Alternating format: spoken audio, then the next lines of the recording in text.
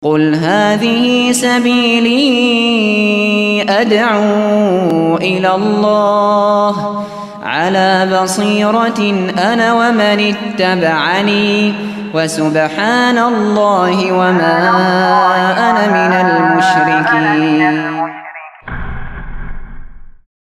Bismillahirrahmanirrahim. Assalamualaikum warahmatullahi wabarakatuh. Innal hamdalillah nahmaduhu wa nasta'inuhu wa nastaghfiruh wa na'udzu billahi min shururi anfusina wa min sayyiati a'malina. May yahdihillahu fala mudilla lahu wa may yudlil fala hadiyalah. Wa asyhadu an la ilaha illallah wahdahu la syarikalah wa asyhadu anna Muhammadan abduhu wa rasuluh. Allahumma shalli ala nabiyyina Muhammad wa ala alihi wa man tabi'ahum bi ihsan ila yaumiddin. Allahumma inna nas'aluka ilman nafi'a wa rizqan thayyiba wa amalan mutaqabbala. Puji syukur kita panjatkan pada Allah. Selawat dan salam mugi-mugi senantiasa tercurah pada junjungan kita Nabi besar Nabi Agung Muhammad sallallahu alaihi wasallam. Baik ibu-ibu sekalian, pada kesempatan pagi hari ini kita akan melanjutkan pembahasan kita dari kesempatan pekan yang lalu, bulan yang lalu, yaitu bahasan mereka yang merugi. Terlebih dahulu saya mengulangi doa yang kemarin kita ulang, yaitu doa meminta kesucian jiwa atau hati yang bersih.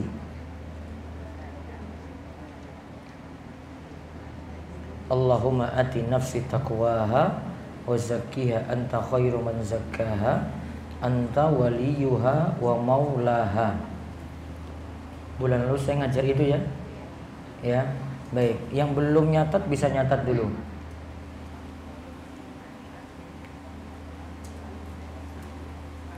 Dan saya sebutkan yang lebih lengkap lagi. Lanjutannya ada. Allahumma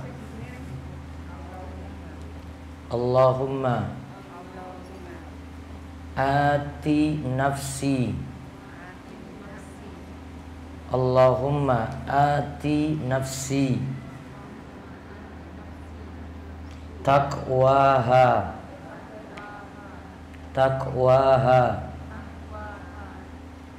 wa zakkiha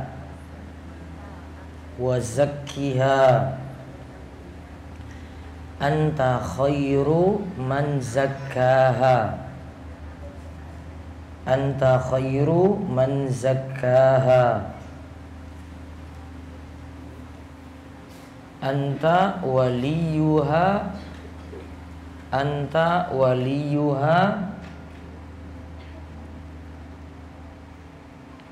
wa maulaha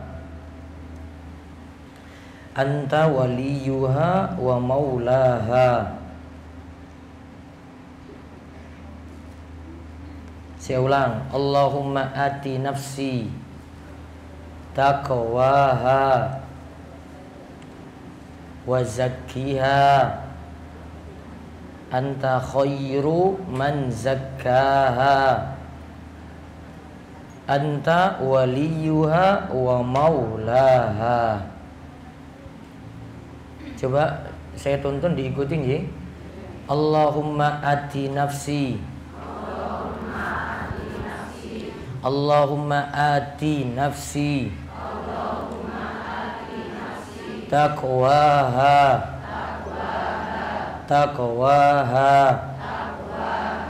wa zakkiha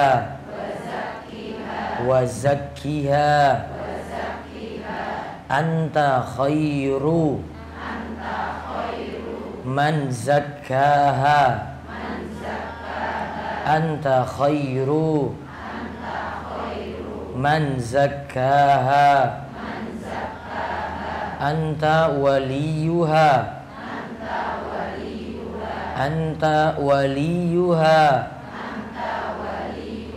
wa maulaha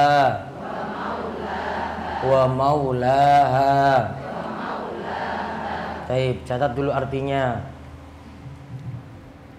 Kemarin artinya juga sudah. Baik. Ya Allah, Ini kalau ada beda artis sedikit tidak apa-apa. Ya Allah, berikanlah kepada jiwaku kesuciannya. Ya Allah, berikanlah kepada jiwaku kesuciannya.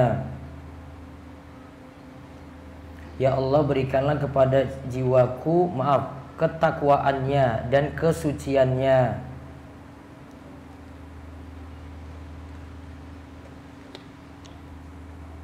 Ketakwaannya dan kesuciannya. Engkaulah sebaik-baik yang mensucikannya. Engkaulah sebaik-baik yang mensucikannya.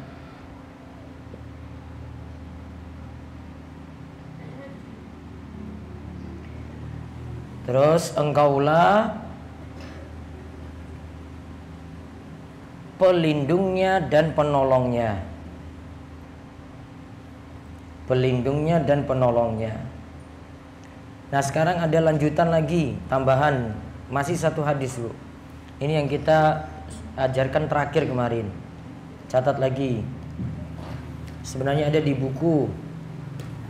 Kemarin yang kita minta ilmu yang bermanfaat dijauhkan dari ilmu yang tidak bermanfaat. Ada di halaman 45. Halaman 45. Itu lanjutannya, Nji. Saya langsung baca saja. Saya langsung diktekan ya, diikuti. Allahumma inni a'udzu bika min ilmin la yanfa wa min qalbin la yakhsha wa min nafsin la tashba wa min da'watin la yustajabu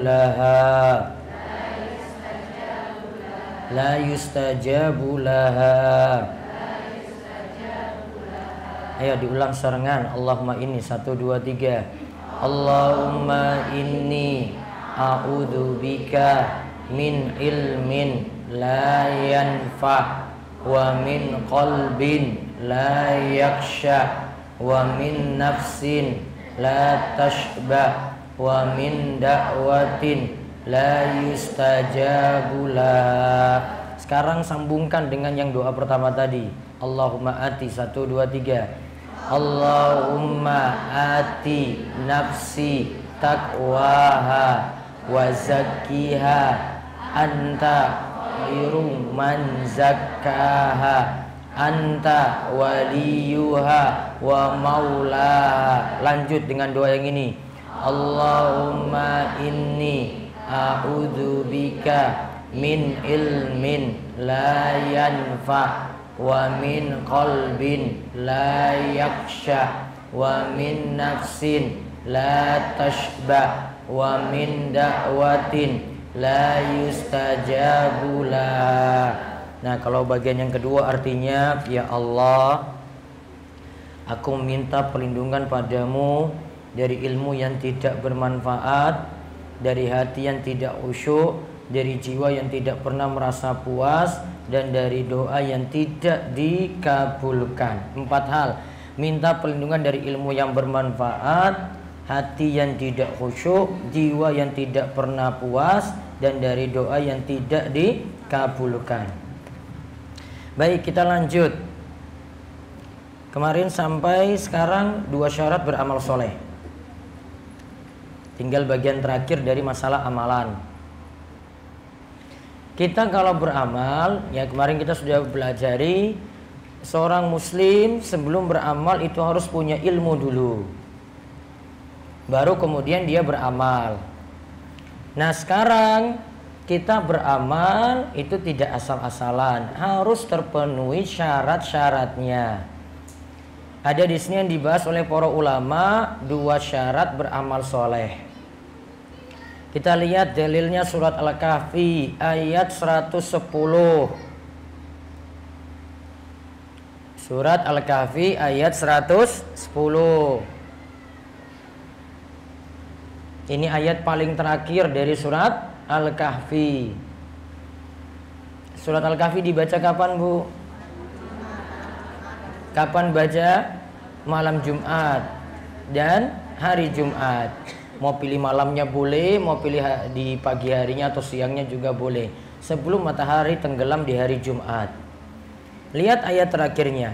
Faman kana yarju liqa'a rabbih falyamal amalan shaliha wala yusyrik bi ibadati rabbih ahada.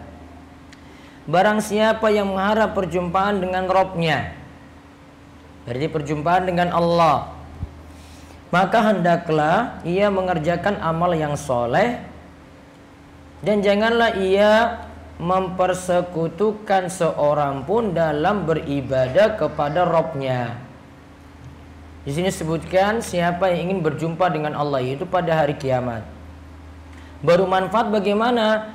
Disebutkan falyamal amalan soleha, lakukanlah amalan soleh. Amal soleh di sini amal yang sesuai tuntunan. Wala yusyrik bi ibadati rabbih ahada. Dan amal tersebut bersih dari menyekutukan Allah atau bersih dari perbuatan syirik. Lihat keterangan di bawahnya. Ibnu Katsir Asy-Syafi'i rahimahullah dalam kitab tafsirnya menjelaskan, maka hendaklah ia mengerjakan amal yang soleh, maksudnya adalah mencocoki syariat Allah, mengikuti petunjuk Nabi kita Muhammad sallallahu alaihi wasallam. Dan janganlah ia mempersekutukan seorang pun dalam beribadah kepada Rabb-nya, maksudnya selalu mengharap wajah Allah semata dan tidak berbuat syirik padanya. Ibnu Katsir katakan inilah 2 rukun diterimanya ibadah, yaitu harus ikhlas karena Allah dan mengikuti petunjuk Rasulullah sallallahu alaihi wasallam. Berarti kesimpulannya, ibadah bisa diterima kalau terpenuhi 2 syarat. Ibadah bisa diterima kalau terpenuhi 2 syarat. 1, ikhlas karena Allah. 2, mengikuti petunjuk Rasulullah sallallahu alaihi wasallam. Kalau pertama itu ikhlas karena Allah, berarti ada lawannya. Ikhlas itu lawannya adalah riya, cari pujian. Ikhlas juga lawannya adalah beramal cuma ingin dapat dunia. Beramal cuma ingin mendapat dunia. Kita beramal itu murni untuk Allah. Jadi enggak prioritasnya untuk dunia dulu. Namun murni kita cari ridho Allah, cari pahala, itu yang kita lakukan. Mau amalan sholat, mau amalan zikir, mau itu sholawat, pokoknya untuk cari ridho Allah dulu. Tidak harap dunia dulu. Kalau ada motivasi dunia disebutkan dalam hadis, tetap kita cari ridho Allah, nanti itu akan datang belakangan. Kemudian lawan dari mengikuti tuntunan Nabi SAW adalah berbuat bid'ah, yaitu amalan yang tidak ada tuntunan. Berbuat apa tadi? Bid'ah atau amalan yang tidak ada tuntunan. Kapan disebut amalan itu tidak ada tuntunan? Jika memenuhi 3 syarat. Jika memenuhi 3 syarat. Satu, amalannya baru. Dua, perkara baru dalam agama. Tiga, tidak ada dalil. Ulang. Satu, amalannya baru. Dua, apa tadi? Dua, perkara baru dalam agama. Berarti bukan untuk urusan dunia. Tiga, tidak ada dalilnya. Tiga tadi terpenuhi, maka amalan tersebut masuk dalam bid'ah. Tiga tadi tidak terpenuhi, maka tidak masuk. Contoh yang tidak terpenuhi dari tiga syarat tadi. Nabi SAW pernah menghidupkan sholat tarawih. Kemudian beliau hentikan sholat tarawih secara berjamaah karena dikhawatirkan sholat tarawih jadi wajib. Kemudian di masa Umar bin Khattab, Umar hidupkan lagi sholat tarawih secara berjamaah. Lalu Umar mengatakan, nikmatul bid'ah hadhihi, nikmatil bid'atu hadhihi, sebaik-baik perkara baru ya ini. Kenapa dia katakan ini perkara baru? Karena dia baru munculkan lagi. Sebelumnya Nabi SAW pernah hidupkan, berarti ada dalilnya, sehingga sholat tarawih tidak masuk dalam tiga syarat tadi. Contoh yang tidak masuk lagi kaitannya dengan urusan dunia. Nih, punya HP. HP tidak ada di masa Kanjeng Nabi. Punya kendaraan, motor, mobil juga tidak ada di masa Kanjeng Nabi. Punya laptop, laptop juga tidak ada di masa Kanjeng Nabi. Ini mic untuk menyampaikan khutbah apa ceramah tidak ada juga di masa Kanjeng Nabi. Namun semua ini kaitannya dengan urusan dunia. Adapun mic ini juga, ini bukan maksud tujuannya ibadah, cuma penyampai suara. Tidak ada mic pun juga tetap suara bisa nyampai, bukan jadi ibadah khusus, sehingga tidak masuk dalam urusan ya agama tadi, sehingga tidak masuk dalam istilah bid'ah. Paham ibu-ibu? Baik. Perlu dicontohkan amalan yang bid'ah? Ibu-ibu sudah pada pintar ya. Tiga syarat tadi sudah pahami? Ya, nanti direnungkan sendiri-sendiri di rumah masing-masing. Nanti dikoreksi nih, ini baru amalannya dalam masalah agama. Tadi dalam masalah ibadah. Yang ketiga tadi tidak ada dalil. Nanti direnungkan saja. Kalau memang ada tuntunan, yuk amalkan. Kalau tidak ada, ya bisa tanyakan pada ahlul ilmu, orang berilmu. Nanti dia beritahu jawabannya, oh ini ada dalilnya ataukah tidak. Kalau tidak ada dalil, ya tidak bisa agama kita dibangun atas dasar komentar-komentar saja atau pendapat-pendapat saja. Mesti ada dalilnya. Contoh, ini dalam masalah memakamkan jenazah. Ini sering di tengah-tengah kita. Di dalam beberapa tempat ketika memakamkan jenazah, maka ketika jenazah masuk diazani dan diiqomai. Pernah lihat atau tidak, Bu? Baik. Hadisnya ada, namun hadisnya dhaif. Hadis dhaif sama saja berarti tidak ada dalil. Sehingga yang tepat ada sunnah dari Nabi SAW yang tidak dipraktekkan kaum muslimin apa? Yaitu beliau ajarkan kalau masukkan jenazah dalam kubur, bacalah bismillah wa ala sunnati rasulillah. Bismillah wa ala sunnati rasulillah. Cukup dengan ajaran ini saja, tidak tambah lagi ajaran-ajaran baru. Pokoknya tiga kaidah tadi, tiga syarat tadi sudah mengajarkan pada kita tentang kaidah penting beragama, berarti ujung-ujungnya mesti pakai dalil. Apa landasan dari tiga syarat tersebut? Rasulullah SAW pernah bersabda, man ahdasa fi amrina hadza ma laysa minhu fa huwa raddun. Siapa yang buat ajaran yang baru yang tidak ada tuntunan dari kami, tertolak. Kemudian dalam riwayat yang lain, dalam riwayat Muslim dari Aisyah, Rasulullah SAW bersabda, man amila amalan laisa alaihi amruna fahuwa raddun. Siapa yang beramal yang tidak ada dalilnya dari kami, maka amal tersebut tertolak. Kemudian Nabi SAW juga bersabda dalam hadis Al-Irbad bin Sariyah, fa'alaikum bisunnati wa sunnatil khulafa'ir rasyidin al-mahdiyyin addu 'alaiha bin nawajid wa iyyakum wa muhdatsatil umur fa inna kulla muhdatsatil bid'ah wa kulla bid'atin dhalalah. Kata Nabi SAW, pegang teguhlah sunnahku, ajaranku, dan juga sunnah khulafa'ur rasyidin, ajaran khulafa'ur rasyidin, Abu Bakar, Umar, Ali, Utsman. Kemudian hati-hatilah pada perkara baru. Hati-hatilah perkara baru dalam masalah agama. Setiap perkara baru dalam agama itu masuk di dalam bid'ah, dan setiap bid'ah itu sesat. Ini dikatakan langsung oleh Nabi kita Muhammad sallallahu alaihi wasallam. Nah, itu dua syarat dari diterimanya ibadah, ikhlas dan mengikuti tuntunan. Nah, sekarang lihat ada penjelasan dari ulama juga, Al-Fudail bin Iyad. Tatkala menjelaskan firman Allah, liyabluwakum ayyukum ahsanu amala, surat Al-Mulk ayat kedua. Surat Al-Mulk ada anjuran nggak dibaca kapan, Bu? Ya, belum tidur. Apa faedahnya, keutamaannya?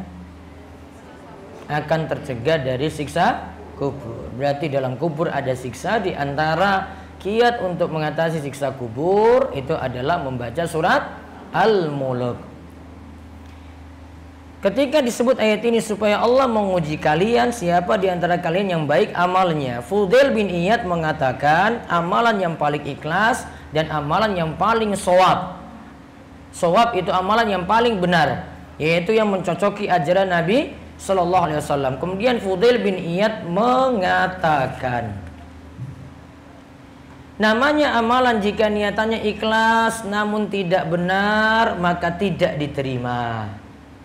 Ikhlas namun tidak benar, berarti ikhlas namun tidak manut tuntunan, berarti amalannya tidak diterima. Sama halnya jika amalan tersebut sudah benar namun tidak ikhlas, juga tidak diterima. Lam yuqbal. Amalan tersebut barulah diterima jika ikhlas dan benar. Yang namanya ikhlas berarti niatannya untuk menggapai ridha Allah saja, sedangkan disebut benar jika sesuai dengan petunjuk Nabi Sallallahu Alaihi Wasallam. Ikhlas kembali kepada amalan batin. Mengikuti tuntunan itu amalan lahiriah. Berarti kita pentingkan dua-duanya, batinnya benar, juga lahiriahnya juga benar. Jadi bukan hanya urusan dalam saja. Yang penting saya niat-niat itu ikhlas karena Allah. Oh, nggak bisa. Pokoknya dua-duanya. Dalam batin ikhlas, yaitu urusan dalam itu ikhlas. Yang luar lahiriah juga kita praktekkan sebagaimana yang Nabi Shallallahu Alaihi Wasallam ajarkan. Nah, sekarang sudah kita bahas amal tadi. Kesimpulannya, dua syarat mesti dipenuhi, ikhlas dan manut pada tuntunan. Nah, sekarang dari ilmu amal, tugas berikutnya adalah berdakwah. Kita lihat di sini nanti ada aturan-aturannya dan bagaimanakah syariat kita itu motivasi setiap orang untuk berdakwah, walaupun cuma di lingkungan masing-masing. Paling kecil ya berarti di dalam rumah. Bagaimana ibu bisa berdakwah? Bisa, yang penting punya ilmu. Ilmu tadi diamalkan, bisa ngajak suami, bisa ngajak anak-anak dengan menyampaikan apa yang ibu ilmui saja. Itu sudah bisa, itu namanya sudah mendakwahi yang lainnya. Yang penting punya ilmu. Nah, sekarang kita lihat dulu. Jika seorang sudah kuat dalam ilmu dan kuat dalam beramal, hendaklah ia memberikan kebaikan kepada yang lain sebagaimana dilakukan pula oleh Rasul Sallallahu Alaihi Wasallam. Adapun ayat yang memotivasi untuk berdakwah adalah firman Allah, Qul hadhihi sabili ad'u ilallahi ala basiratin ana wa man ittaba'ani wa subhanallahi wa ma ana minal musyrikin. Katakanlah, inilah jalan agamaku, aku dan orang-orang yang mengikutiku, mengajak kamu kepada Allah dengan hujah yang nyata. Maha suci Allah, dan aku tiada termasuk orang-orang yang musyrik. Ibu-ibu sekalian, di sini dikatakan yang pertama, ini adalah jalan Allah. Berarti kalau orang itu berdakwah, ngajak pada jalan Allah, bukan ngajak pada individu, bukan ngajak untuk fanatik, namun diajak pada jalan Allah Subhanahu wa ta'ala. Maka yang dia sampaikan pokoknya apa adanya, yang penting ada tuntunan dari Al-Quran dan hadis Nabi kita Muhammad Sallallahu Alaihi Wasallam. Dia pegang ajaran itu dengan kuat. Maka dia ajak itu pada jalan Allah, ala basirah, di atas ilmu, ana wa manittaba'ani, dan aku dan orang-orang yang mengikutiku. Coba kita lihat keterangan di atas basyirah. Lihat halaman selanjutnya. Berdakwah di atas basirah. Dalam ayat ini maksudnya adalah berdakwah dengan ilmu, dengan mengetahui satu, syariat. Dua, keadaan orang yang didakwahi. Tiga, cara untuk mencapai tujuan. Berarti yang pertama yang harus diilmui syariatnya dulu. Berarti belajar dulu. Nggak bisa orang itu berdakwah tidak punya dasar ilmu sama sekali, cuma punya modal semangat. Nggak bisa. Harus punya dasar ilmu. Yang kedua, dia tahu keadaan orang yang didakwahi. Dia hadapi siapa? Nanti penjelasannya kita akan lihat. Beda-beda. Dia hadapi orang yang wataknya keras dengan orang yang biasa. Beda cara dia itu menanggapinya. Yang ketiga, caranya. Cara untuk capai tujuan. Itu juga nanti diajarkan. Nah, mengenai besarnya pahala berdakwah disebutkan dalam hadis, fa wallahi la ayyuhda bika rajulun wahidun khairul laka min humurin na'am. Demi Allah, sungguh satu orang saja diberi petunjuk oleh Allah melalui perantaraanmu, maka itu lebih baik daripada unta merah. Unta merah itu apa, Bu? Hah? Unta, paham unta? Ya, unta merah itu kendaraan yang istimewa di masa Nabi Shallallahu Alaihi Wasallam. Maka kalau ada kendaraan istimewa seperti ini, kalau kita beri petunjuk, ngajak orang lain, akhirnya orang lain itu mau menerima petunjuk tadi, kita dapat pahala yang ini lebih istimewa daripada unta merah tadi, yang cuma kemauan dunia saja. Itu baru satu orang, belum dua, belum tiga, belum empat, dan seterusnya. Apalagi yang diajak itu keluarga sendiri, lebih besar lagi pahalanya. Nah, sekarang biar nanti tahu cara untuk berdakwah bagaimana, kita lihat 5 kaidah dalam berdakwah. Para ulama simpulkan: 1, dakwah harus ikhlas mencari ridha Allah. 2, dakwah dengan ilmu. 3, dakwah dengan hikmah. Hikmah itu artinya tepat. Nanti saya jelaskan. 4, dakwah dengan sabar.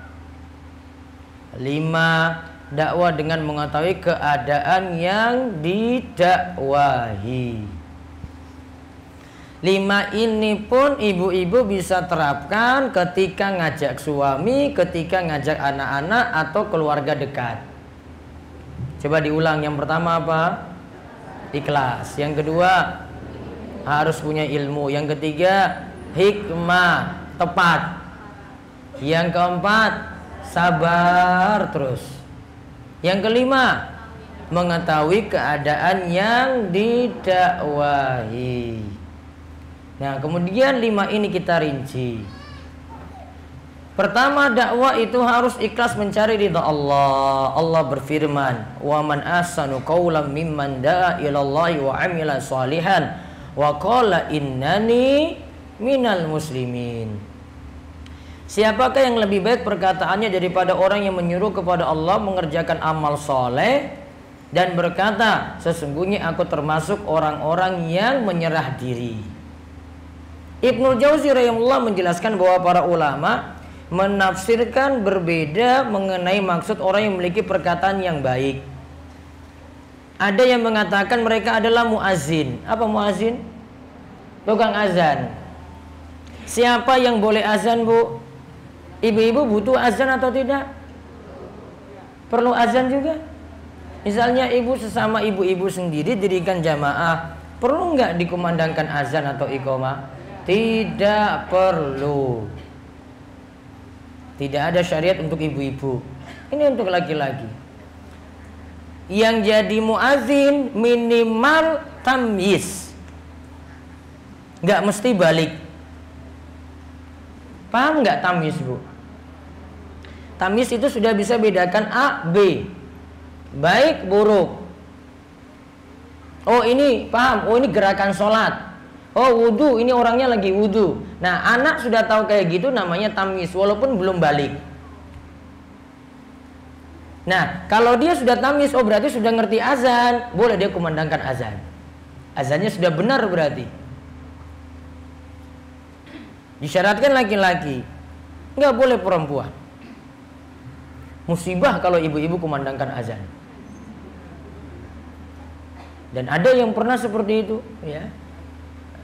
Di beberapa tempat karena bawa bapaknya nggak berangkat, ibu-ibunya pada nangis. Ini kok nggak ada yang kumandangkan azan. Akhirnya seorang ibu keluar untuk kumandangkan azan. Akhirnya bawa bapaknya nangis. Kenapa nggak berangkat ke masjid? Ya, karena musibah. Kok bisa seorang ibu itu kumandangkan azan gara-gara laki-laki nggak berangkat ke masjid satupun?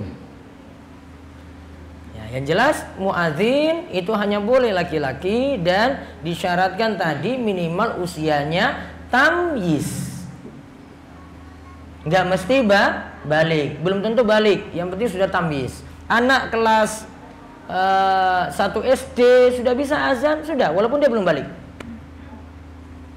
Ada yang mengatakan lagi yang dimaksud perkataan yang baik itu adalah para dai yang berdakwah pada tauhid la ilaha illallah.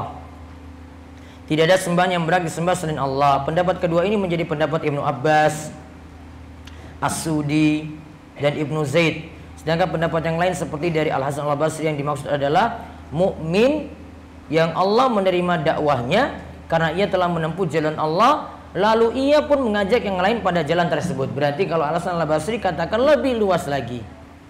Intinya ada dua kesimpulan di sini. Yang dimaksudkan perkataan yang baik tadi adalah muazin, dimiliki oleh seorang muazin. Yang kedua dimiliki oleh seorang dai. Nah, Syekh Abdurrahman bin Nasr As-Sa'di menjelaskan ayat ini bermakna tidak ada yang memiliki ucapan dan jalan yang lebih baik daripada seorang yang berdakwah ilallah. Berarti merujuk juga pada dai.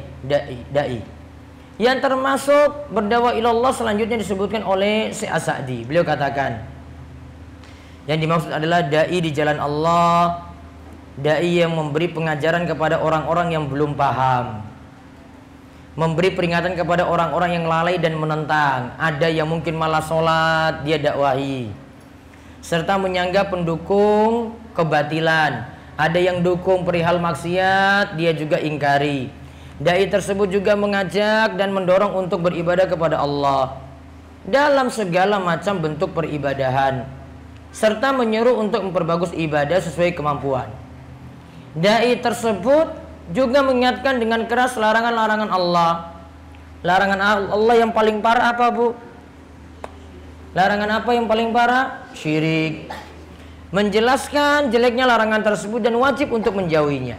Materi dakwah yang utama adalah memperbaiki usuluddin akidah, menyanggah hal-hal yang bertentangan dengan usuluddin atau akidah, disanggah dengan cara yang baik, serta melarang dari kekufuran dan kesyirikan. Para dai tersebut gemar pula beramar ma'ruf nahi mungkar.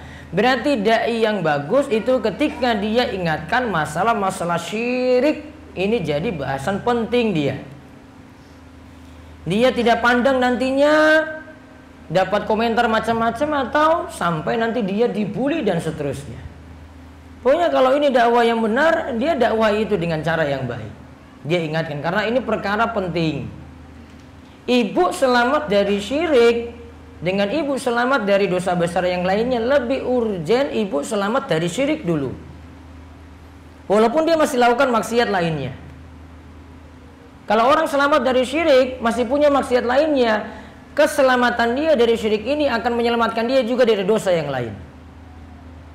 Bahkan bisa diampuni kesalahan-kesalahan yang lainnya, dikarenakan dia tinggalkan syirik-syirik tadi. Namun kalau ibu cuma prioritas saja, saya tinggalkan perzinaan, minuman keras, pokoknya dosa-dosa besar, namun syirik masih tetap jalan, gak akan bisa selamat. Selamatnya kalau meninggalkan kesyirikan. Sehingga kalau ada dai yang ingatkan syirik, ya berarti karena sayang pada umatnya. Karena dia ingat bahwasanya, wah ini kok bahaya sekali, kok ini masih terjerumus dalam perbuatan kayak gini. Mau di kota, mau di desa, bahasanya kayak gitu terus. Walaupun mungkin orang bilang, kok ini bosan terus saya dengar kayak begini. Wong bosan kayak gini saja masih ada yang buat syirik terus. Iya nggak ya Ibu? Materi ini diulang-ulang terus, syirik masih tetap jalan nggak? Iya. Bisa jadi dia ngaji, dia sudah tahu syirik bahaya, namun karena keadaan darurat akhirnya dia buat syirik lagi. Dia mau datang kemana lagi, ya sudahlah datang ke orang-orang pintar saja, dukun paranormal macam-macam. Dalam keadaan darurat dia kayak gitu pikirannya, sudah ambil jalan pintas saja. Padahal dia sudah ngaji, sudah paham. Kalau tidak diingatkan terus, orang akan bisa kembali lagi kepada masa jahiliyahnya seperti itu.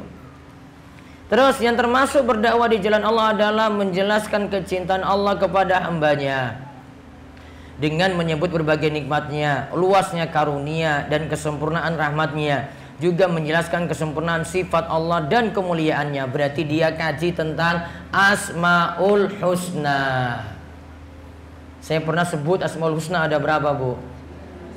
Dibatasi 99 atau tidak? Tidak dibatasi 99. Imam Nawawi katakan nama Allah tidak boleh dibatasi 99. Ijma kata beliau, kesepakatan ulama. Namun nanti untuk menentukan ini masuk dalam Asmaul Husna mesti merujuk pada dalil. Ya, mesti merujuk pada dalil. Begitu juga nanti bahas sifat-sifat Allah. Itu juga mesti merujuk pada dalil. Sifat Allah yang benar tidak dibatasi pada sifat 20. Apa sifat 20, Bu? Masa nggak hafal? Apa, Bu? Masa saya balik lagi ke pelajaran SD?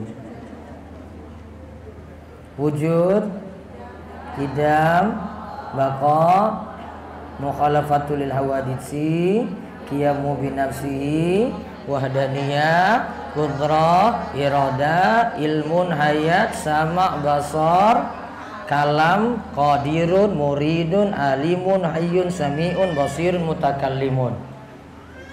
Betul, Bu? Kan ada nada ibu sendiri kan? Iya, qasidahnya ada.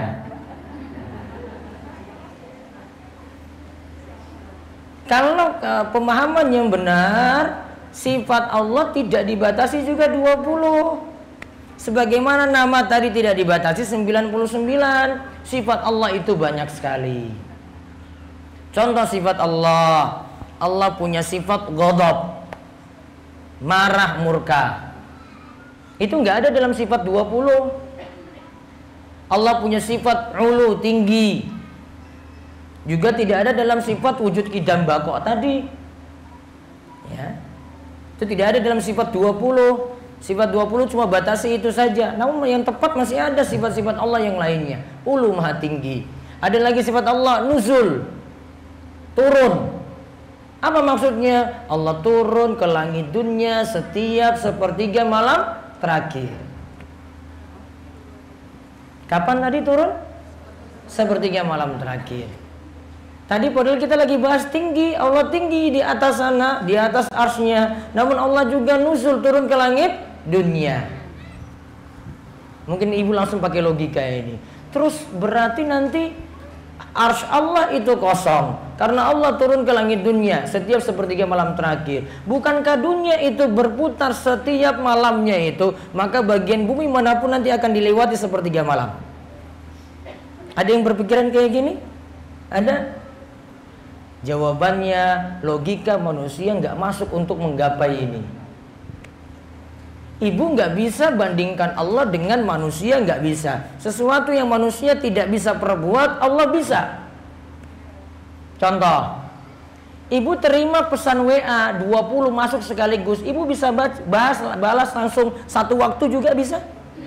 Bisa nggak? Nggak bisa. Namun kalau orang itu berdoa pada Allah, langsung 20 orang itu berdoa pada Allah, Allah bisa jawab langsung semuanya sekaligus? Bisa. Sama seperti Allah bisa beri rizki sekaligus pada 20 orang sekaligus ketika minta. Manusia nggak bisa berbuat kayak gitu, Allah mampu lakukan semacam tadi. Sehingga kalau kita memikirkan tentang Allah, kok kayak nggak bisa? Iya, manusia nggak bisa, Allah bisa. Karena Allah bisa segalanya. Wallahu ala kulli syai'in qadir. Allah mampu segalanya. Manusia mampu enggak? Enggak. Manusia serba terbatas. Ya, serba kekurangan. Kalau dia sudah aktivitas full seharian, butuh waktu istirahat. Allah butuh istirahat enggak, Bu? Butuh enggak? Enggak.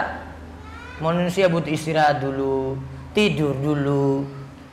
Kalau manusia bisa tidur, sifat sempurna bagi manusia. Dia nggak bisa tidur, malah penyakit kan? Waduh, kok saya nggak bisa tidur? Kekurangan berarti. Sedangkan kalau bagi Allah, Allah tidak boleh dinisbatkan atau Allah tidak boleh dinyatakan tidur, nggak boleh. Maka ada yang bagi sempurna bagi Allah, manusia tidak bisa. Ada yang manusia harus seperti itu, seperti tidur tadi, tidak boleh disandarkan pada Allah. Tidak boleh hal itu dinyatakan pada Allah. Maka walam yakul lahu kufuwan ahad. Tidak ada yang setara dengan Allah, semisal dengan Allah tidak ada. Itu kalau pelajari Asmaul Husna. Nanti ibu beli buku Fikih Asmaul Husna. Terus pelajari itu. Apa tadi judulnya, Bu? Fikih Asmaul Husna. Pelajari. Jangan cuma dijadikan bahan bacaan saja. Mau awali majelis nanti baca Asmaul Husna, artinya apa, penjelasannya gimana, itu lebih penting, lebih urgent dipelajari, Bu. Sama tadi sifat 20, nggak penting cuma hafal-hafal saja, qasidahan saja, nggak penting. Ibu pahamin tadi, oh ini maksudnya apa, ini konsekuensinya apa, gitu. Ya, bukan hanya nyanyikan wujud kidamba kamu khalafatul hawadith sih, gitu.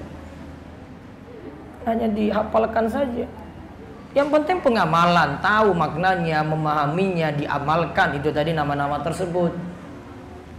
Terus yang termasuk berjalan di jalan Allah adalah menyemangati umat dengan membawakan berbagai kutipan ilmu dan petunjuk Al-Quran dan hadis Rasulullah SAW. Hal ini dengan menempuh berbagai cara yang mengantarkan padanya. Berarti, Bu, kalau kita mau dapat ilmu yang bagus, ilmu tadi punya sumber dari Al-Quran dan hadis. Ibu ketika ada yang nyampaikan sumber kayak gini, ibu tentram. Gak banyak-banyak nanya. Oh, sudah ada tuntunannya, alhamdulillah saya sudah paham. Beda kalau cuma nyampaikan pendapat saja. Atau dia guyon saja. Ibu gak dapat faedah apa-apa. Ya, kita kalau dengar ayat langsung, oh iya, ini betul nih ayat ini tadi. Oh, kita dengar hadis, langsung amalkan tadi. Oh, ini hadisnya ini kayak gini. Akhirnya dapat petunjuk, lebih tenang dibandingkan dengan tidak disebutkan dalil apapun. Jadi nanti ibu bisa nimbang-nimbang juga ceramah, bagaimana kalau dengar ceramah. Ini pembicaranya ini pakai dalil atau tidak. Kalau dia tidak pakai dalil, kita cuma bengong aja ini. Ini kok nggak ada penjelasan dalilnya. Namun kalau ada dalil langsung, oh betul ini betul ini, saya yakin ini benar. Karena memang sudah ada sumber yang kita pegang, sudah ada referensi yang kita pegang, yaitu dari Al-Quran dan hadis. Termasuk dalam hal ini adalah menjelaskan akhlak yang mulia, berbuat ihsan, yaitu berbuat baik kepada seluruh makhluk, membalas setiap kejelekan dengan kebaikan, memerintahkan untuk menyambung hubungan dengan kerabat dan berbakti pada orang tua. Juga yang termasuk berdakwah di jalan Allah adalah menasihati manusia di momen-momen manusia banyak berkumpul. Seperti musim haji. Kalau di negeri kita ya paling banyak orang kumpul di bulan Ramadan.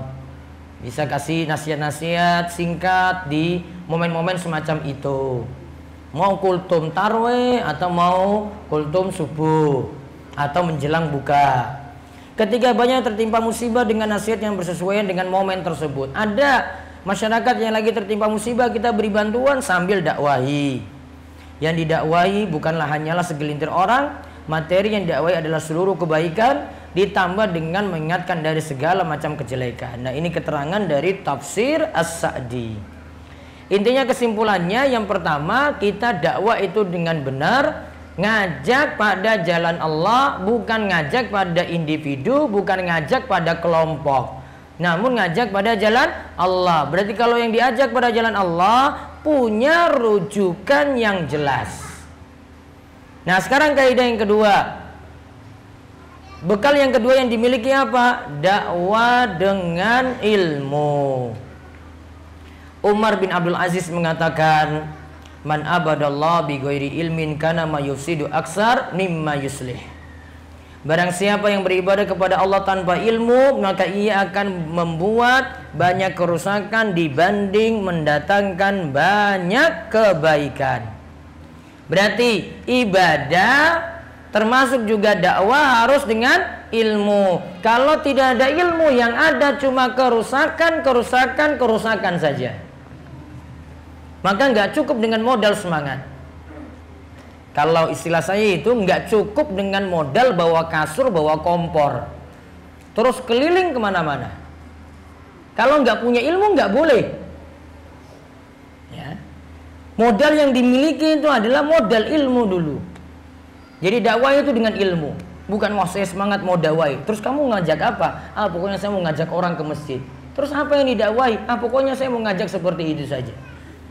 Orang diajak itu ada ilmu yang disampaikan di situ. Ilmunya apa, pemahaman kita seperti apa, mesti disampaikan juga.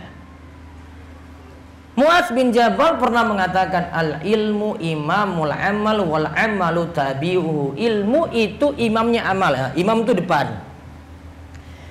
Amal itu tabi'u, yang ngikut di belakang. Kalau kita jadi makmum, konsekuensinya apa?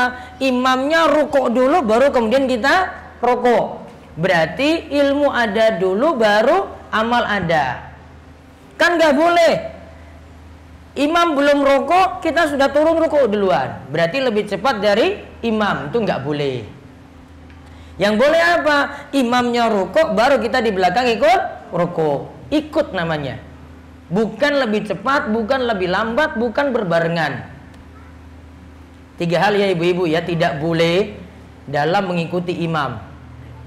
Kalau bermakmum 3 hal tidak boleh. Yang pertama, tidak boleh lebih cepat. Yang kedua, tidak boleh lebih lambat. Yang ketiga, tidak boleh berbarengan. Yang pertama apa? Lebih cepat. Yang kedua, lebih lambat. Yang ketiga, berbarengan. Berarti yang benar apa? Mengikuti.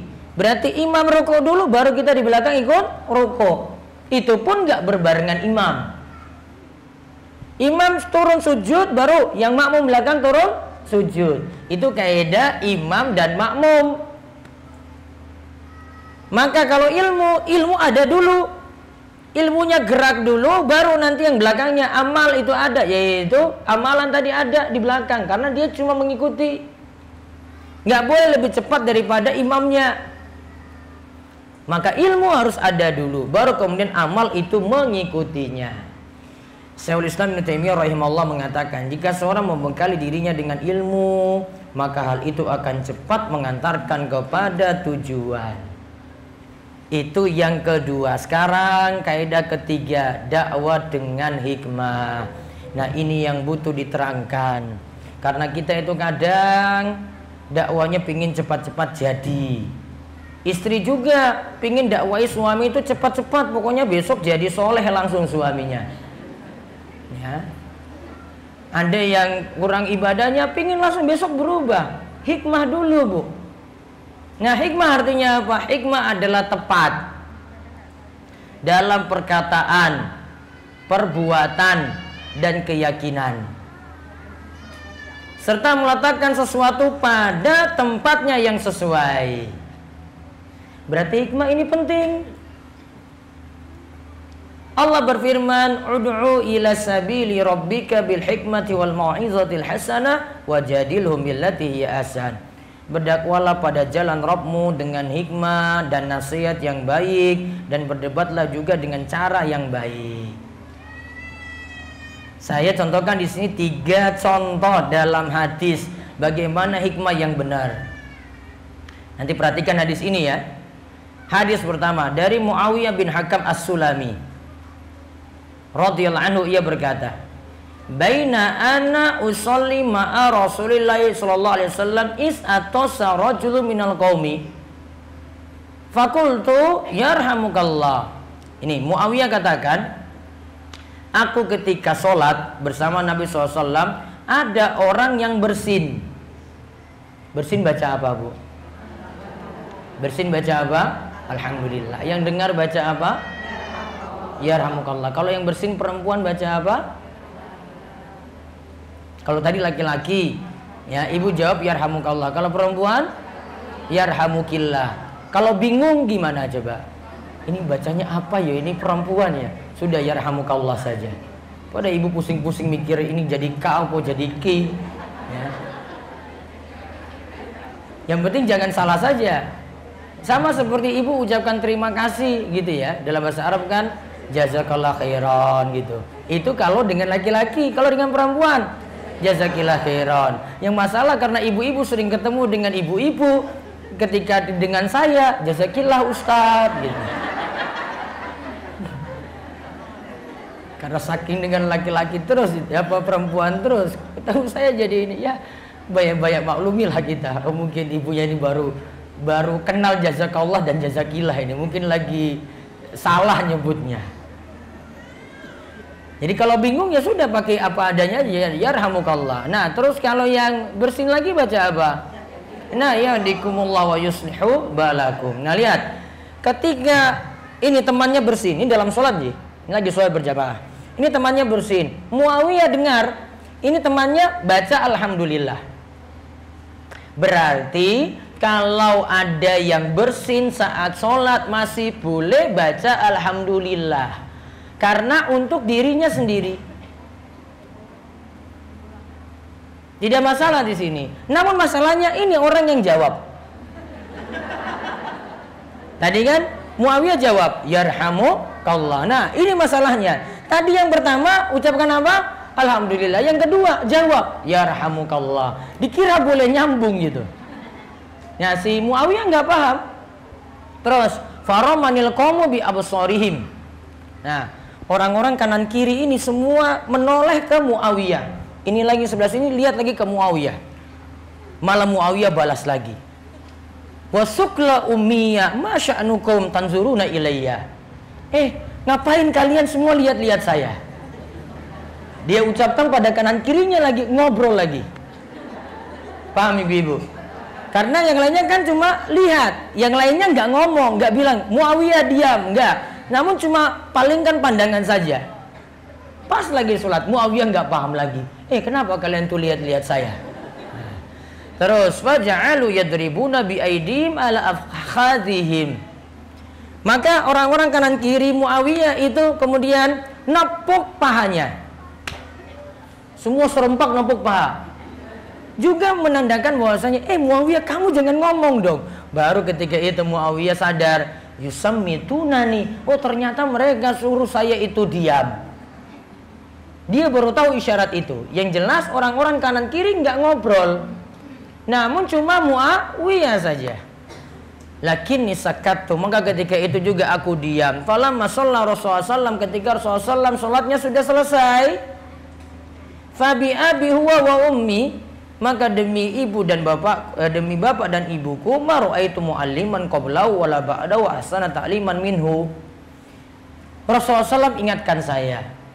Namun sebelum dan sesudahnya saya tidak pernah melihat ada guru yang bagus dalam menasihati selain dari Nabi SAW. Beliau nasihati bagus sekali. Dikatakan maka haroni, dia itu tidak membenciku, menghardikku, wala dorobani, tidak memukulku, wala syatamani, tidak mencelaku. Jadi nggak bilang apa-apa sama Muawiyah, nggak mukul juga, nggak caci maki juga, nggak jelek-jelekan juga, nggak menghardik juga. Mungkin kalau kita jadi orang yang mau nasihati Muawiyah, masa kayak gini kamu nggak tahu, dasar bodoh kamu ini. Ini kalau orang emosi kayak gitu, masa kamu nggak tahu? Nah ini tidak, Nabi SAW nasihati baik sekali. Kemudian Nabi SAW katakan, inna hadhi sholat la yasnu fiha syai'un min kalamin nas. Ini sholat tidak boleh ada kalam manusia. Innama huwa tasbih wa takbir wa qiraatul Qur'an. Dalam sholat cuma ada tasbih subhanallah, takbir Allahu Akbar, dan membaca Al-Quran. Berarti kesimpulannya sholat nggak boleh ngobrol. Berarti boleh nggak jawab yarhamukallah tadi? Tidak boleh. Muawiyah terus tadi kok ucapkan karena tidak tahu. Karena Muawiyah nggak tahu hal ini, Nabi SAW nasihati juga baik-baik.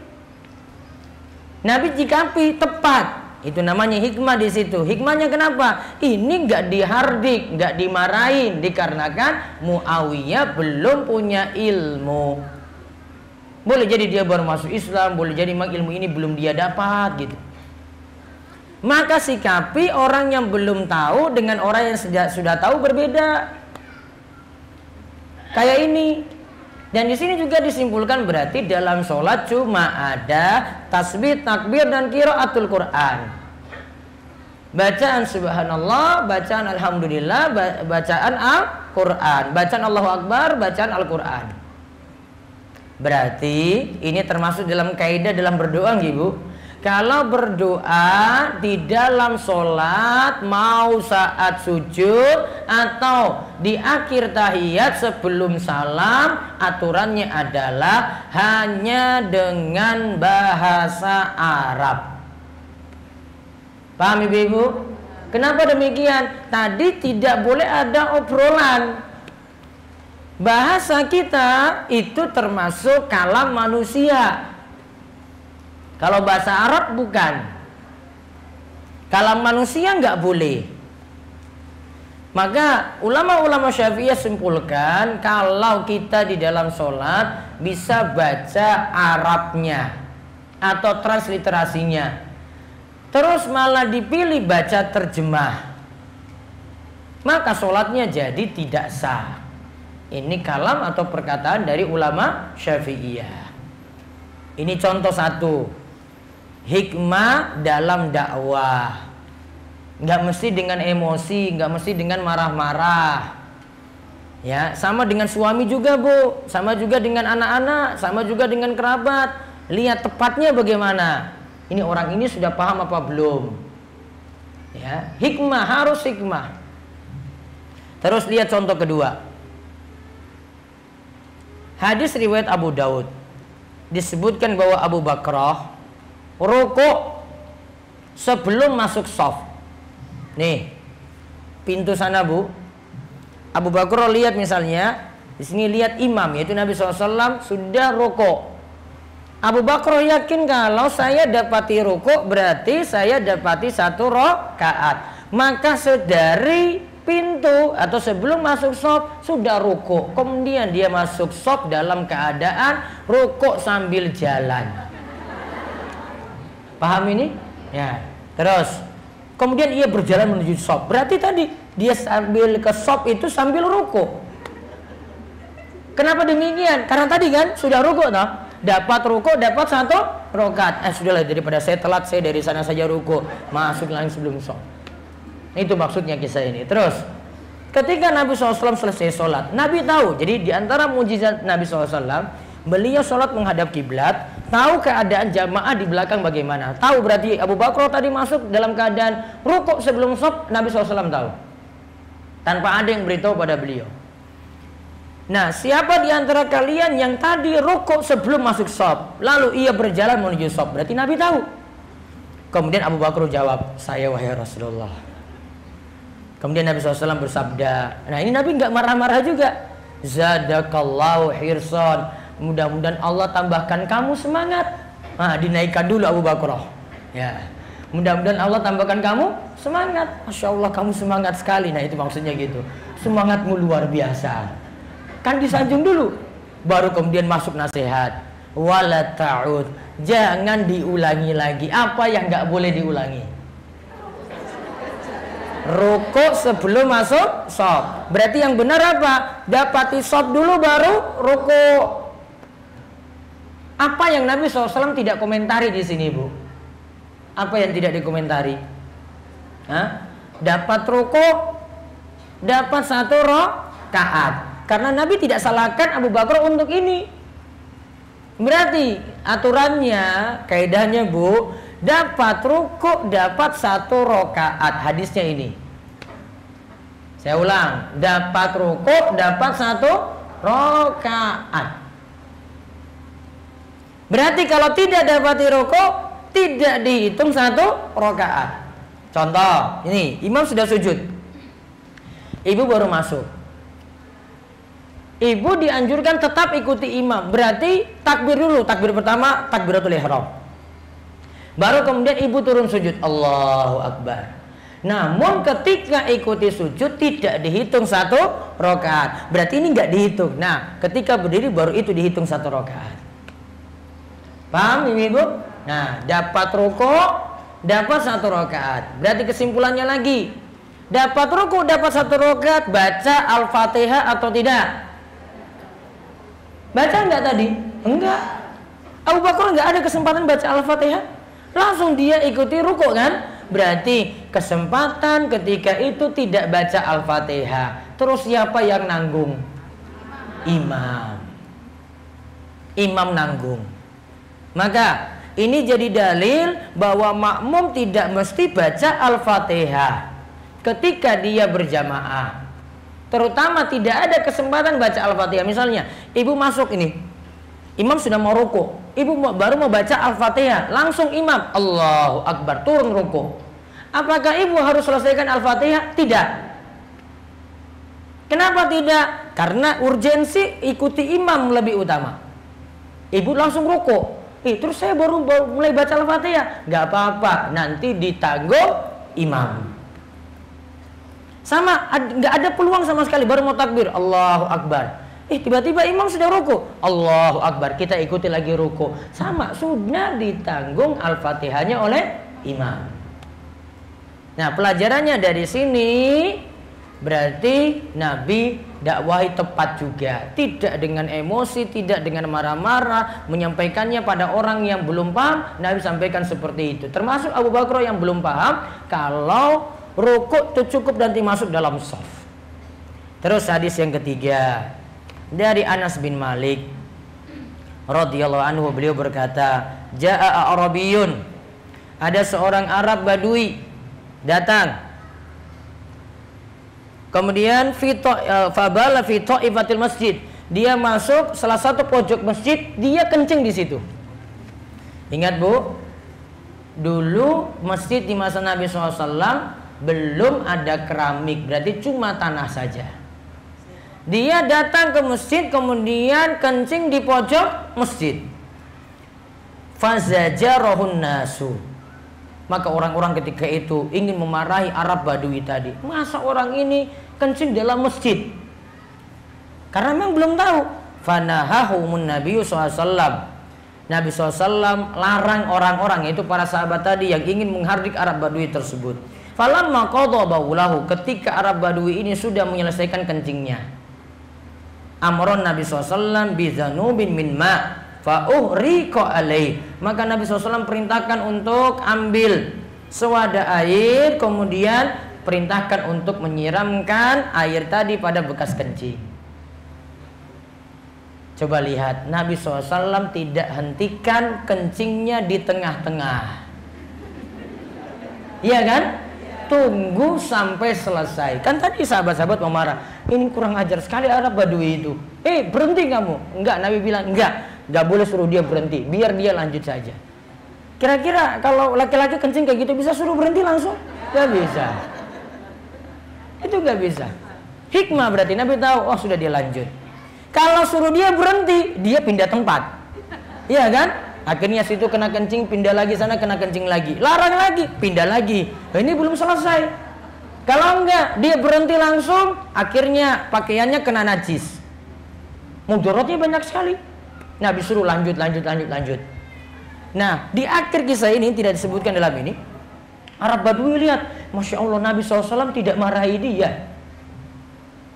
Yang marah tadi siapa? Sahabat-sahabat. Maka Arab Badui ini sampai berdoa, ya Allah, rahmatilah dia Muhammad. Dan yang ini sahabat-sahabat ini nggak usah diberikan rahmat.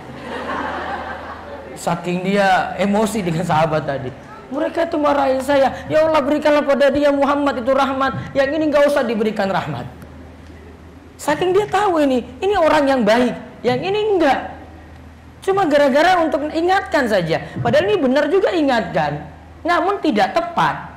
Kalau ini tepat, dibiarkan dia Arab Badui kencing, maka akibatnya dapat doa baik dari Arab Badui. Ya Allah, dia itu baik sekali. Ya Allah, berikanlah dia rahmat. Yang ini, ya Allah, nggak usah dikasih rahmat. Itu akibatnya. Kalau salah kayak gitu, kita salah bertindak, salah berdakwah, kita malah kena masalah. Namun kalau ini tepat, langsung didoakan dengan doa-doa yang baik dari orang yang dakwai. Berarti kaidahnya adalah mesti hikmah dalam berdakwah. Termasuk kalau hadapi keluarga, suami, anak-anak, begitu juga kerabat-kerabat dekat, Bu, tetap harus hikmah, banyak-banyak sabar. Momennya kapan, caranya bagaimana, sudah tepat ataukah belum. Cari cara yang paling bagus untuk menasihati biar nasihat tersebut bermanfaat. Wallahu a'lam bishawab. Masih lanjut berikutnya, Ji. Bulan depan itu dibawa lagi bukunya untuk masih tentang dakwah dan tentang sabar.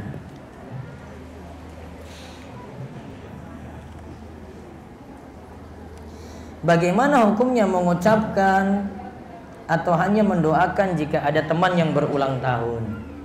Yang jelas ini tidak termasuk juga untuk dirayakan dalam ajaran kita.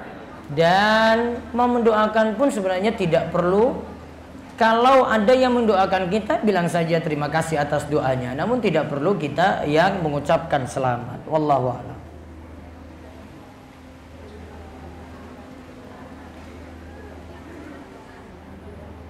Pokoknya kalau ada amalan-amalan tanya-tanya, saya sudah jelaskan tadi kan, Bu.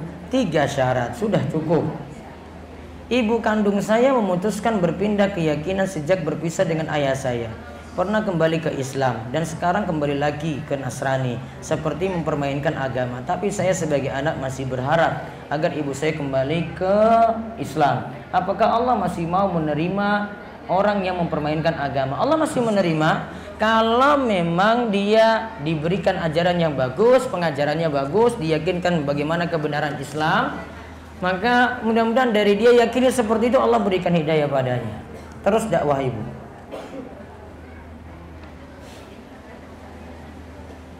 Ini tentang mengazani anak setelah lahir. Para ulama berbeda pendapat. Jumhur atau kebanyakan ulama menyatakan bahwasanya kalau ada bayi yang lahir, diazani dan diiqomai ketika lahir. Ini juga jadi pendapat ulama-ulama besar seperti Ibnu Taimiyah dan Ibnu Qayyim. Namun wallahu alam, kalau penelitian yang tepat, dan ini jadi pendapat dari Imam Malik, syariat azan dan iqamah ketika bayi lahir tidak ada. Hadisnya dhaif, sehingga kita bisa lakukan amalan-amalan yang lain selain azan dan iqamah. Seperti ibu pernah tahu ada istilah tahnik? Apa tahnik, Bu? Tahnik apa? Tahnik itu dari kata hanak. Hanak itu langit-langit mulut. Kurma itu dikunyah halus, kemudian diberi pada langit-langit mulut. Akhirnya bayi ini yang nanti rasakan pertama manis tadi. Nah itu tadi namanya tahnik. Dan ini Nabi SAW anjurkan ketika lahir. Jadi boleh amalkan itu. Wallahu a'lam.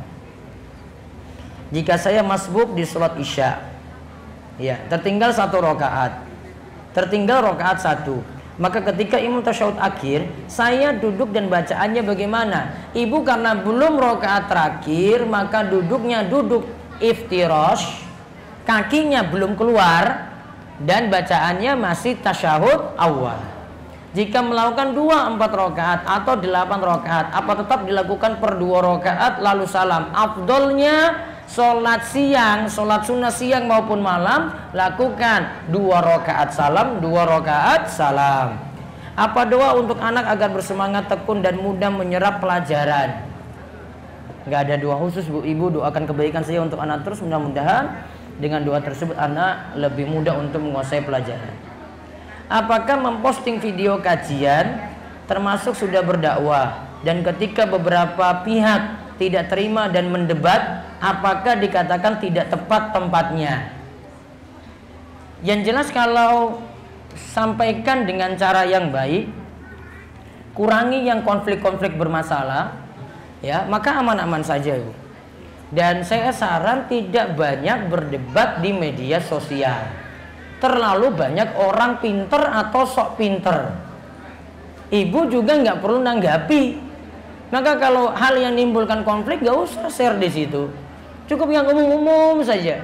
Biar ibu juga hatinya tenang, gak banyak-banyak komentar, bisa tahan lisan, bisa tahan omongan gitu.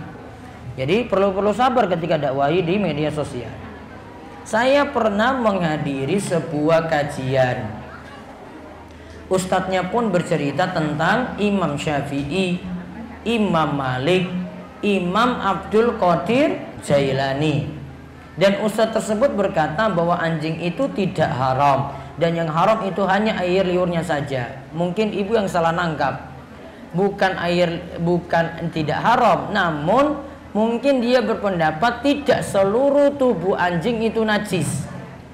Haram nggak dimakan? Haram dimakan. Namun masalah air liurnya, ya para ulama berbeda pendapat. Ada yang katakan seluruh tubuhnya itu najis, ada yang cuma mengatakan air liurnya saja yang najis. Yang kedua, ustadznya bilang bahwa setiap sholat fardu, rakaat pertama dan kedua setelah Al-Fatihah, ada surat tertentu yang dibaca dan harus surat berpasangan. Beda waktu, beda surat yang dibaca dan harus berpasangan dan seterusnya. Kalau untuk sholat dibebaskan untuk bacaan surat. Cuma kalau sholat subuh Nabi SAW biasanya baca surat Tiwalul Mufassal, surat yang panjang-panjang. Sholat maghrib Qisarul Mufassal, surat yang pendek-pendek. Sholat zuhur, asar dan isya Ausatul Mufassal, surat pertengahan. Apa yang dipilih? Bebas. Apakah ada dalil yang kuat tentang? Nah, ditunda dulu. Sekarang zaman sosmed berkembang pesat.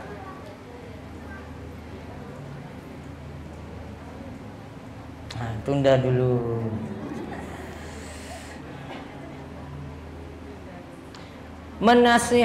Cara menasihati saudara yang lebih tua dari kita yang masih syirik, masih suka ke dukun atau percaya pada dukun, tapi sholatnya jalan terus, berarti akidahnya belum dia benar pelajari. Kalau akidahnya benar, maka insya Allah yang tahalal tadi tidak dilakukan. Berarti ibu dakwai pelan-pelan untuk luruskan dalam masalah akidah.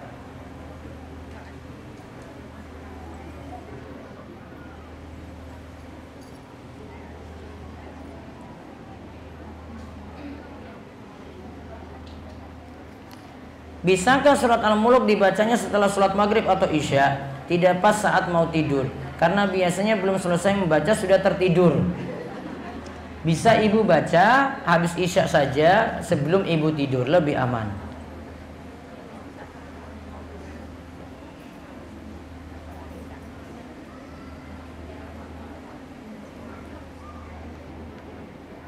Bagaimana hukum membayar hutang puasa orang tua yang sudah meninggal bila beliau belum sempat membayar utang puasa? Ibu bisa lihat dulu pertama kondisinya. Kalau orang tua punya kesempatan ketika masa hidup untuk bayar utang puasa, namun belum sempat untuk melunasinya sampai meninggal dunia, maka ibu boleh bayarkan utang puasanya. Bisa dibayarkan oleh ahli waris. Misalnya ada utang puasa 20, ya, 20 utang puasanya, Bu. Maka ibu tinggal bagi, misalnya ahli warisnya ada 5. 20 bagi 5 berapa? 4. Berarti masing-masing orang jatah 4 hari puasa bayar utang puasa orang tua. Bisa seperti itu. Bagaimana cara berbakti kepada orang tua bagi anak perempuan? Tetap bisa berbuat baik terus pada orang tua.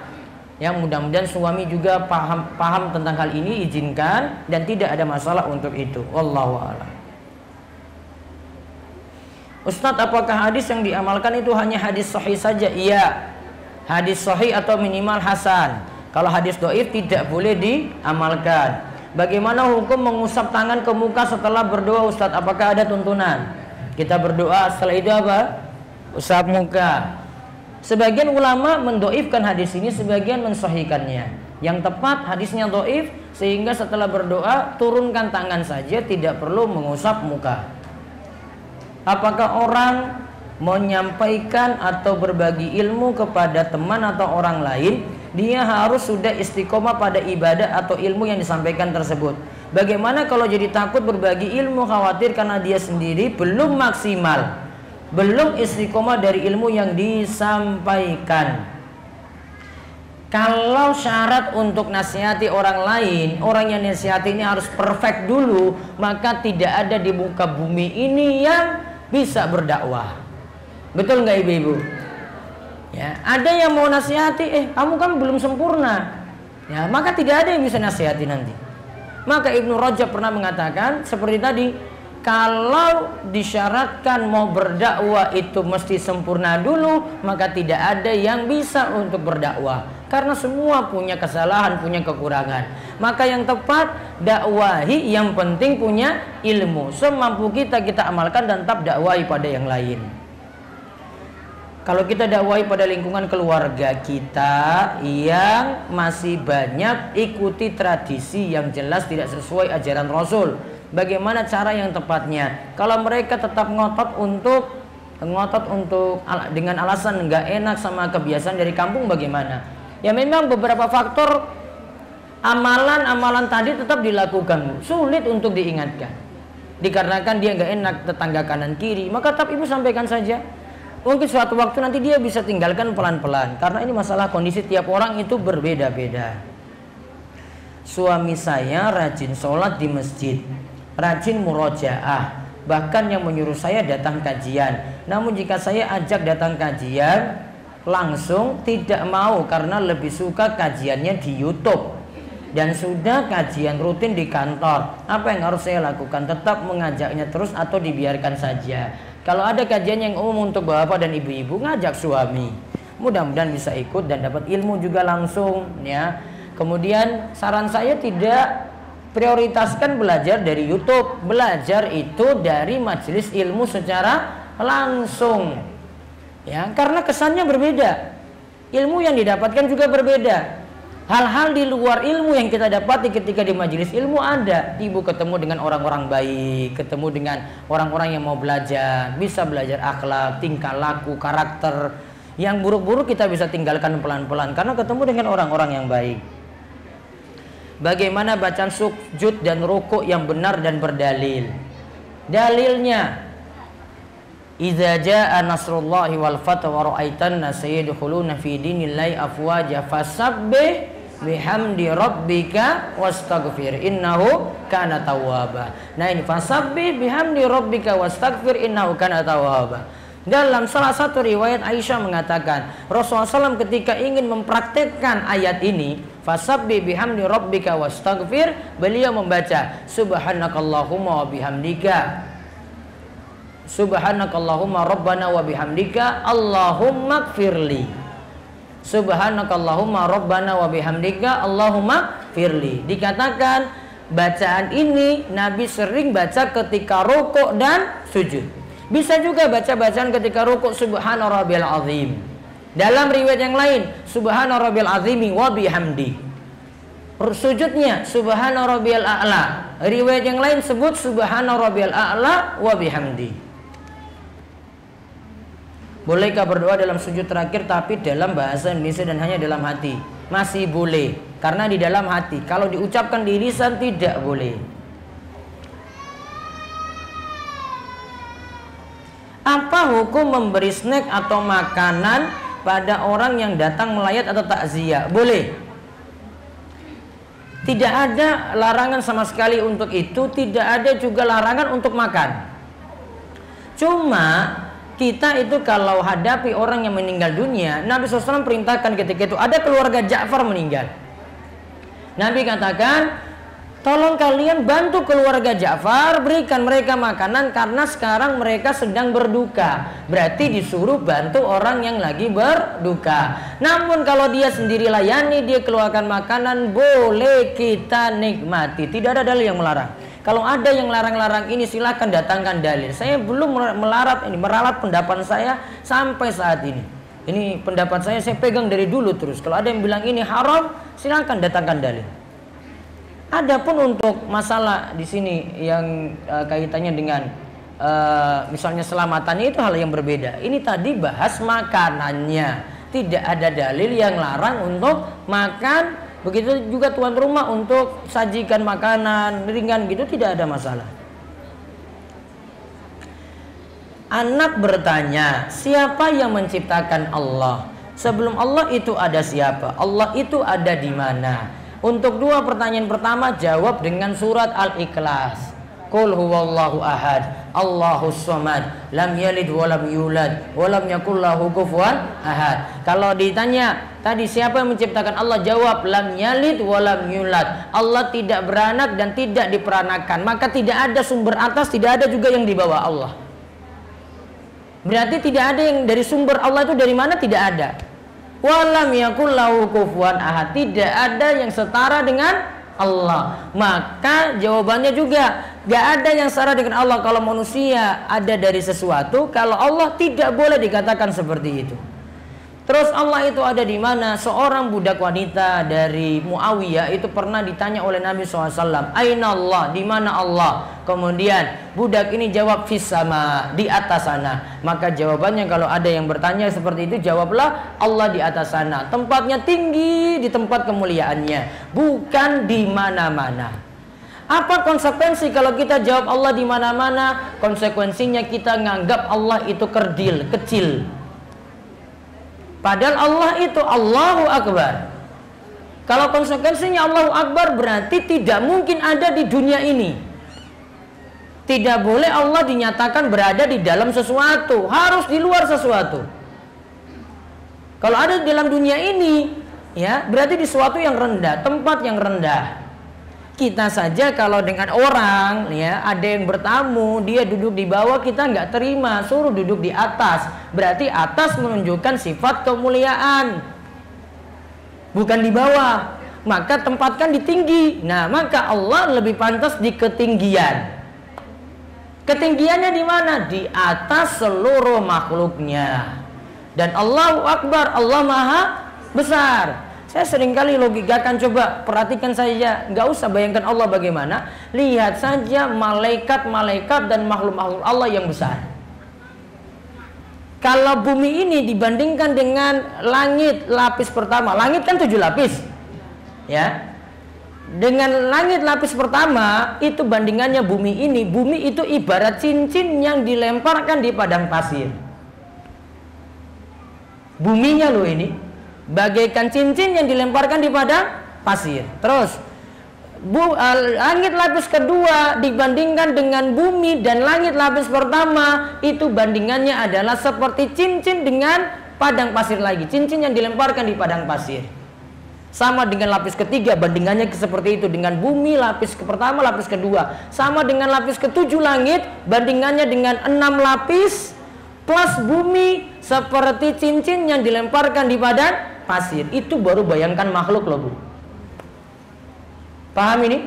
Ini baru bayangkan makhluk Allah. Belum lagi Allah yang Allahu Akbar, Allah Maha besar. Sehingga kalau ada yang nyatakan Allah di mana-mana, fatal dalam akidah ini. Ini masalah prinsip, karena nggak masuk lagi nanti di sini dalam pembahasannya. Maka harus berani nyatakan Allah itu di atas sana. Jadi katakan saya gitu, Allah di atas sana, kita tidak bisa lihat saat ini. Yang penting yakini Allah di atas sana. Namun ilmu Allah ada di mana-mana, fi kulli makan. Ilmu Allah yang ada di mana-mana, bukan zat Allah. Allah ada di atas sana. Wallahu a'lam bishawab. Demikian yang kita bahas untuk pagi hari ini, mudah-mudahan bermanfaat dan Allah terus tambahkan kita ilmu, memberikan kita taufik dalam ilmu, amal dan dakwah, terus diberikan kesabaran dan istiqomah, dan mudah-mudahan kita diberikan husnul khatimah. Demikian, mudah-mudahan manfaat, dan kami tutup ya dengan doa dengan salam ya. Wabillahi taufiq wal hidayah. Wassalamualaikum warahmatullahi wabarakatuh. Insyaallah ketemu lagi pada Senin keempat bulan berikutnya.